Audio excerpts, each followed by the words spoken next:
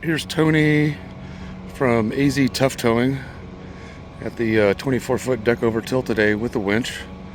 This is one of the reasons I added the winch. They're off to pick up a shed from one house and move it to another house, so the tilt and the winch, it's going to come in handy today.